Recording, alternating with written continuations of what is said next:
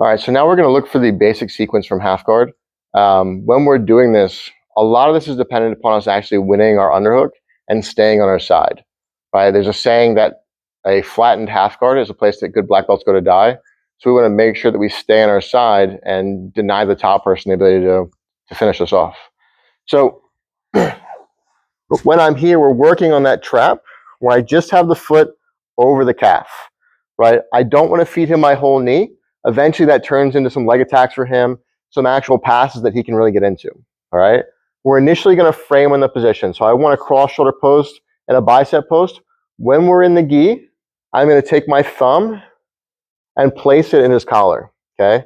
Thumb in is a defensive grip. Four fingers in is an offensive grip. So if I want to do chokes, it's thumb out. If I need to hold him away, it's thumb in. Okay. We're going to look for our opportunity to sneak our arm under this armpit. So a lot of times what we'll do is we'll actually put our hand on the point of our knee, push this through, and I'm going to take my hand immediately to the ground.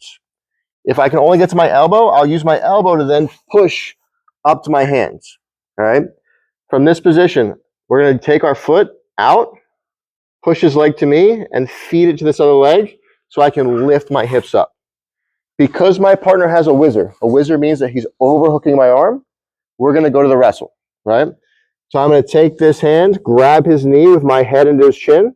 I'm going to pull the knee to me, but more importantly, I'm going to walk and extend my hips over to my partner and fold his legs, okay? This puts us into a really strong passing position right away. The other thing we can do here is if our partner neglects to whizzer, we can actually take the back. So I win the underhook, I start to peel his leg out, and I notice there is no whizzer, right? He didn't hook my arm. Now I'm going to take my arm over his shoulder, under his armpit, right? And what we're actually going to do for this one is we're going to break our partner to the side.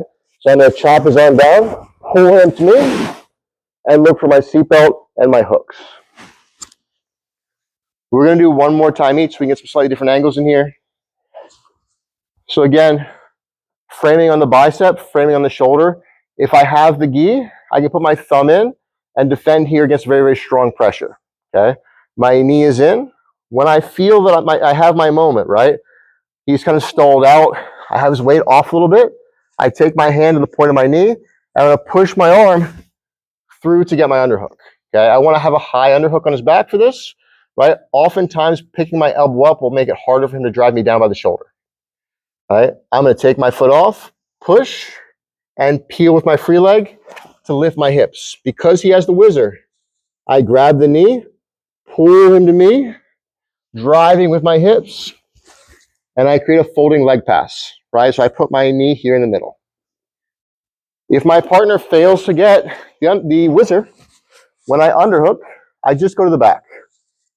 I'm here, he doesn't whizzer, walk this off, underhook on the far side, overhook on the near side.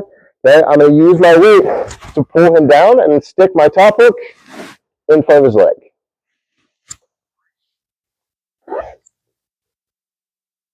So when we're going for half guard, make sure everything is going to be relying upon me getting that underhook, right?